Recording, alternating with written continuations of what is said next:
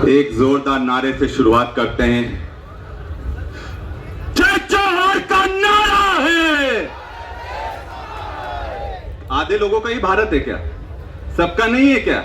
तो सब लोग जोर से ताकत से दोनों हाथों से बोलो, जय जोहर का नारा है। जय जोहर का नारा है। अरे जो हमसे टकराएगा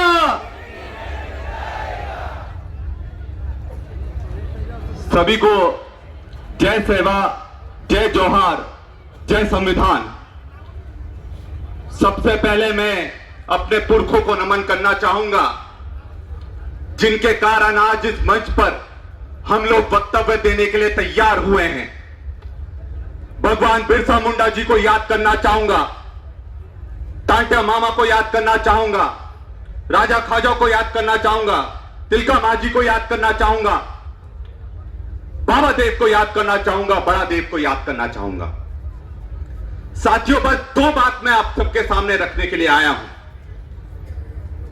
मुझसे पहले जितेंद्र जी ने, अशोक भाई चौधरी जी ने एक बात पर बहुत ताकत से अपनी बात रखी। आदिवासियों का अस्तित्व 50,000 साल पहले से है। धर्म 5,000 साल पहले आया।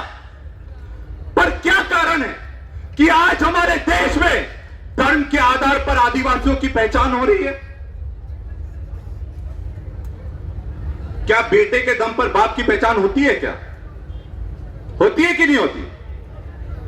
तो क्या कारण है कि आदिवासियों की पहचान धर्म के आधार पर कर रहे हैं? हमें इस बात को समझना पड़ेगा, क्योंकि लड़ाई बहुत लंबी है। पहले धर्म के नाम पर हमको बांटा जा रहा है, फिर उप जनजातियों के नाम पर हमको बांटा जा रहा है। एक नारा हम कहते हैं, एक तीर एक कमान। क्या बोलते हैं? एक तीर एक कमान, एक तीर एक कमान।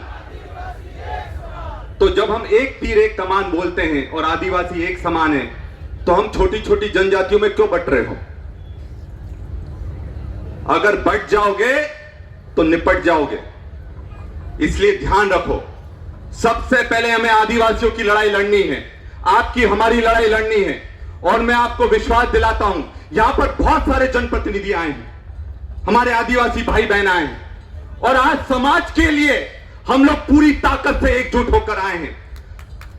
कोई अलग नहीं है, हम सबका खून एक है, हम सबकी जात एक है, हम सबके पूर्वज एक हैं। तो जब भी आदिवासी की बात आए, हम सब लोग एक हो। और आज जिस तरह का अत्याचार हो रहा है, हमसे जंगल छीने जा रहे हैं, हमसे जमीन छीनी जा रही है, हमसे हमारा अस्तित्व छीना जा रहा है, हमारी संस्कृति छीनी जा रही है। मैं आप सबसे यही बोलना चाहता हूं, अब आंसू बहाने का समय नहीं है। आंसू बहाओगे कोई नहीं पूछने वाला। अब मुट्ठी एक करना की आवश्यकता है। मुट्ठी एक कर कर पूरी ताकत से दहाड़ लगाना पड़ेगी,